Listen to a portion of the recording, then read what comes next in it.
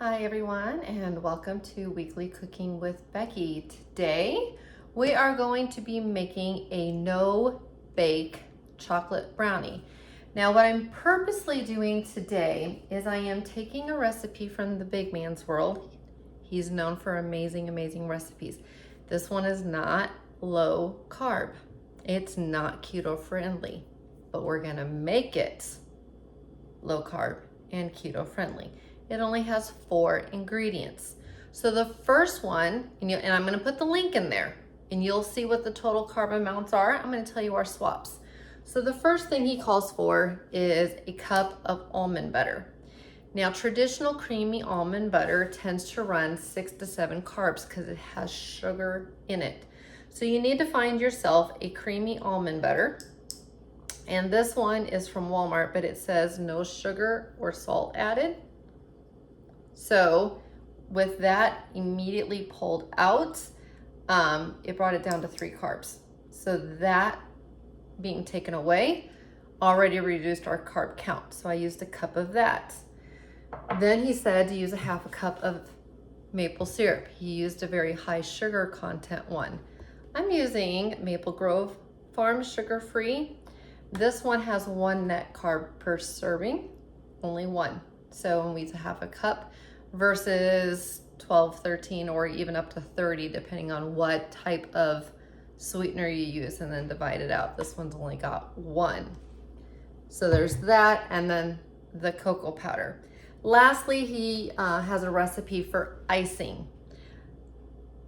We're not gonna do that, so we're gonna be a little dirty. I went and bought the 0 sugar Pillsbury. We're gonna use half of this container because he needs a cup. This is almost 2 cups.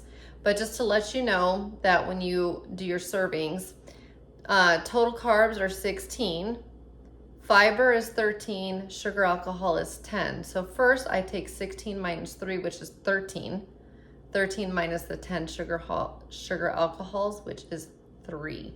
So I'm like bringing this down. So 3 net carbs, 3 net carbs, 1 net carb. Now this is not per serving. I haven't done the whole thing, but I have taken it from 30 something carbs, and 7 carbs. So I brought it down to where we can have it, and I bet it's gonna taste just as good. You just have to use different ingredients. So in the bowl, I already have the almond butter. I went ahead and did that. The almond butter, the maple syrup, and the cocoa powder. So we're going to mixy. And my almond butter was a little bit on the soft side.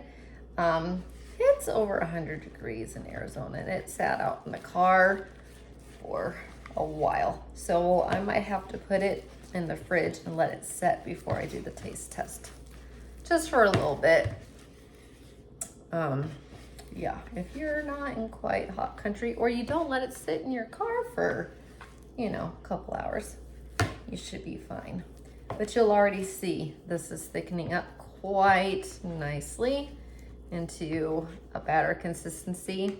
That cocoa is giving it that good chocolatey smell. If you are allergic to nuts, I do know that a lot of people in keto low carb land, you go ahead and use a sun butter, and you can just swap out with that. And I believe use the same exact amount, but you'll already see it's going to be a fudgy brownie when we hold it. So you're gonna have an 8x8 parchment lined paper, and I'm just about ready to press it all in there. And I went ahead and greased it. I am gonna spread the grease around in just a second, but just wanna make sure. I don't like to see any peanut butter streaks when I'm making brownies because I don't wanna have one spot that tastes like peanut butter and the rest that tastes like chocolate, and I see a few little peanut butter spots. So that's just me. Okay, so my 8x8 pan, you'll notice that the spray that I have is not the spray that most people use. It is a keto approved spray, but it doesn't spray nicely out of the pan. So I always have to go back and brush it around. It's fine, it's fine. And now I am ready to go. So I'm gonna go ahead and get this spread out. So you can see there's a blob in here right now. What I'm gonna do is spend just about a couple minutes. I don't wanna waste time. So I'm gonna spend a couple minutes. I'm gonna spread it all out. Then we're gonna top it with the icing. Okay, so I'll see you right back here in just a moment. Okay, so everything is spread out. I just wanna show you that it just looks nice and even all the way on there. And all I'm going to do, nice chocolatey icing, just gonna take out about a cup worth. I'm eyeballing it. I'm being totally honest. I'm just eyeballing it. And I'll put the rest in the fridge for something, I don't know, later in the week. And I am now going to go ahead and spread this around the pan. And what I will do is I'll come back. I'm gonna spread it in the pan. I'm gonna put it in the fridge 20-25 minutes and let it all firm up because like I said, I left my almond butter in the car. So I'm gonna let everything firm up in the fridge. We'll come back for a taste test, but this is a recipe that you do want to keep in the fridge at all times.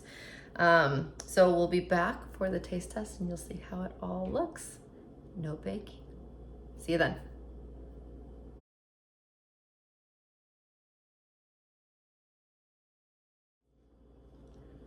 All right, so I let them chill for about a half an hour. Probably could have done about 20 minutes, but I'm a teacher and I got sidetracked with schoolwork. But I am starving and these look amazing. They hold up nicely and everything. So let's give it a taste test. Traditional recipe, I just simply lowered the carbs. Guys, you can take any recipe and do this. Let's see.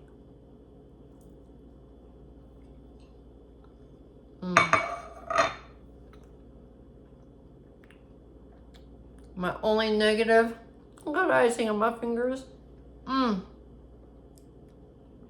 It's a chewy chocolate brownie. Do you guys remember cosmic brownies? That's what it tastes like to me. It's the texture of a cosmic brownie. It's got the icing of a cosmic brownies. I don't have the little M&Ms, but it literally tastes and has the texture of a cosmic brownie. So if you used to like those, you will love these. And I didn't have to do any baking to make them. So that was easy. I still have a half a jar of almond butter. I still have half of a container of the frosting. So if I want to do these later in the week, I can. And I took all the carbs and I just got rid of them.